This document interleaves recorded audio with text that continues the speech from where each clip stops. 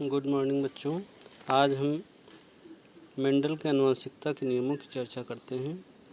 Mendel Austria के ब्रून शहर में पादरी थे, गिरजाघर में पुजारी थे।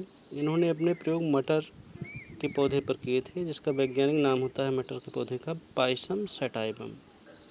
इन्होंने कुछ निष्कर्ष निकाले, कुछ नियम दिए, जिनको आनुवंशिकी के नियम कहा गया।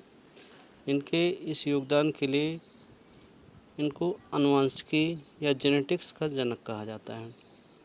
मेंडल ने दो प्रकार के प्रयोग किए थे। एक प्रयोग किया था मेंडल का एक संकर संकरण प्रयोग, जिसको कहा गया।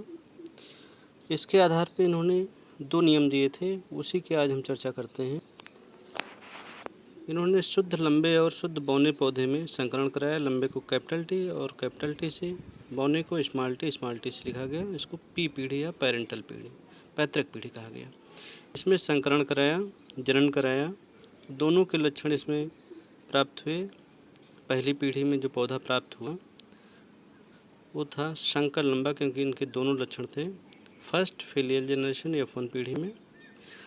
इस प्रकार लंबे पौधे और बौने पौधे में संकरण कराने पर पहली पीढ़ी में लंबे पौधे ही प्राप्त हुए, बौना लक्षण नहीं प्राप्त हुआ।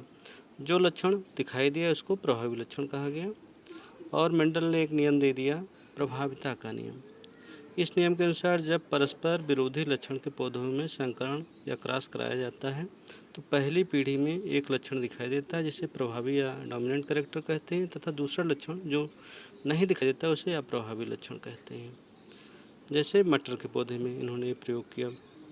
इसके बाद में दूसरी पीढ़ी में स्वपरागण कराने पर दोनों लक्षण पृथक हो गए, अलग अलग हो गए।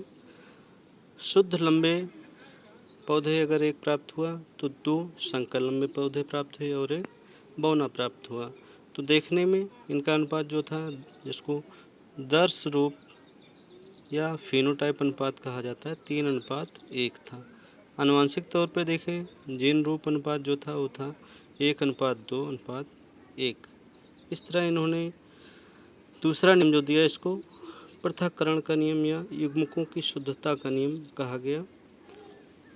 और पृथक्करण का नियम इसलिए कहा गया कि दूसरी पीढ़ी में लंबे और बौनेपन का लक्षण, दोनों लक्षण अलग अलग हो जाते हैं और इनका 10 रूप अनुपात 3:1 का होता है।